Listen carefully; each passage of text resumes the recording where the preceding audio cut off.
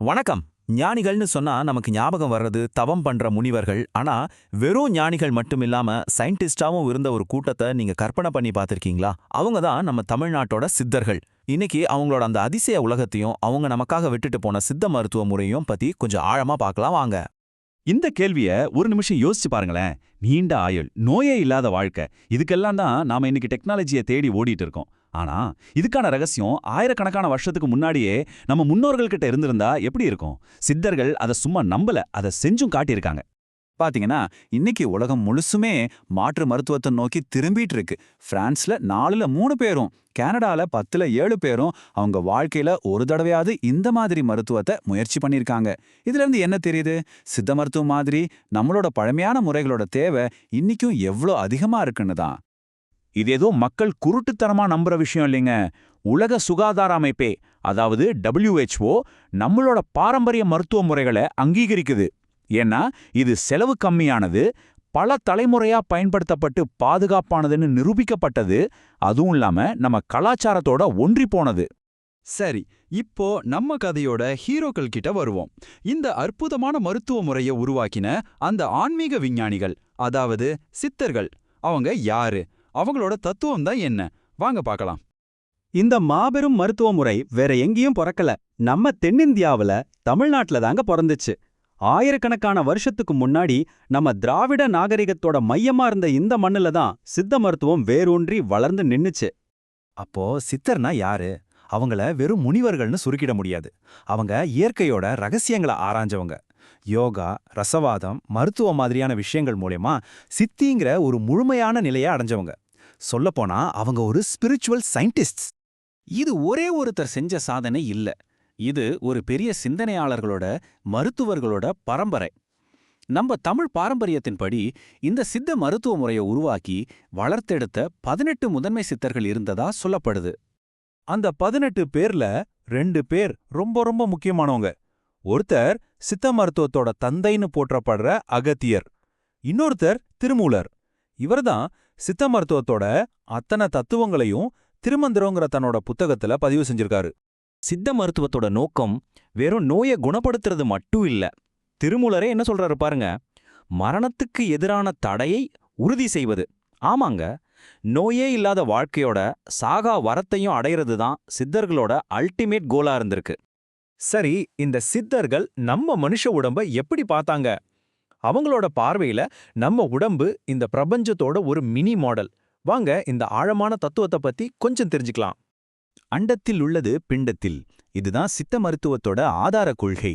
சிம்பிளா சொல்லணும்னா, இந்த பிரபஞ்சத்தை உருவாக்கின பஞ்சபூதங்கள் தான் நம்ம உடம்பையும் உருவாக்குது. வெளியில என்ன இருக்கோ அதுதான் உள்ளேயும் இருக்கு. இதுதான் அவங்களோட மருத்துவ முறைக்கே அஸ்திவாரம். அவங்க கணக்குப்படி நம்ம உடம்பு சில அடிப்படை கூறுகளால ஆனது.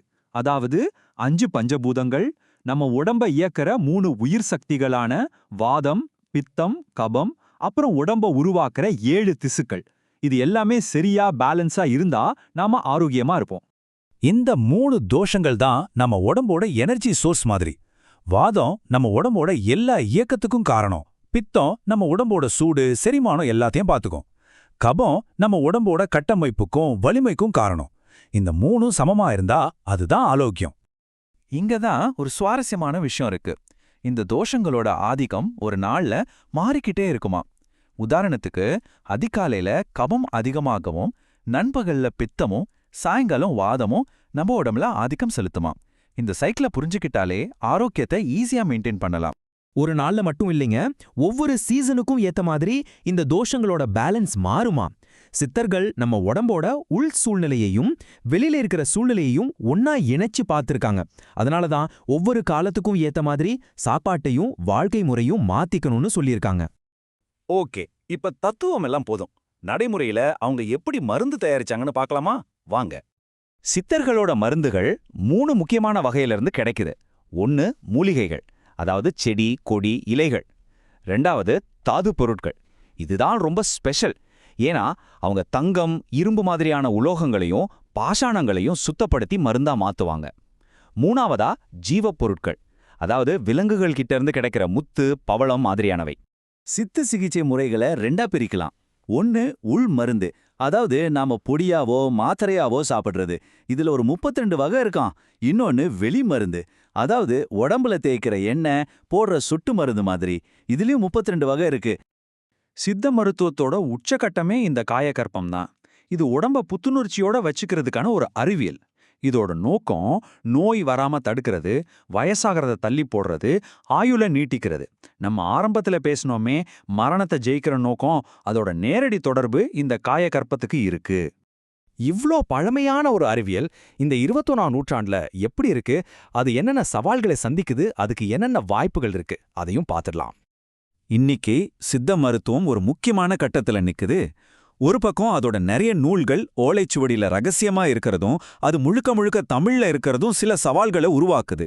ஆனா இன்னொரு பக்கம் பார்த்தா இதுல மிகப்பெரிய வாய்ப்புகளும் இருக்கு. WHO இத ஊக்குவிக்குது.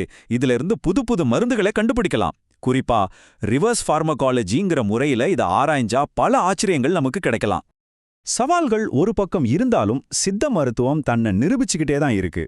இப்போதைய நவீன ஆய்வுகள்ல தோல் நோய்கள், மூட்டு வலி, ஏன் HIV எய்ட்ஸ் மாதிரியான கடுமையான நோய்களுக்கு சிகிச்சை கொடுக்கறதுல கூட சித்த மருத்துவம் பெரிய நம்பிக்கையை கொடுக்குது. இறுதியா இந்த ஒரு கேள்வியோட உங்களை நான் சிந்திக்க வைக்க விரும்புறேன். புதுசா டெக்னாலஜி, புதுசா மருந்துன்னு நாம வேகமா ஓடிட்டு இருக்கிற இந்த உலகத்துல சித்தர்கள் மாதிரி நம்ம முன்னோர்கள் நமக்காக விட்டுட்டு போன ஆயிரக்கணக்கான வருஷ ஞானத்தையும் அனுபவத்தையும் நாம எங்கேயோ தவற விட்டுட்டு இருக்கோமோ? இத பத்தி நீங்க என்ன நினைக்கிறீங்க?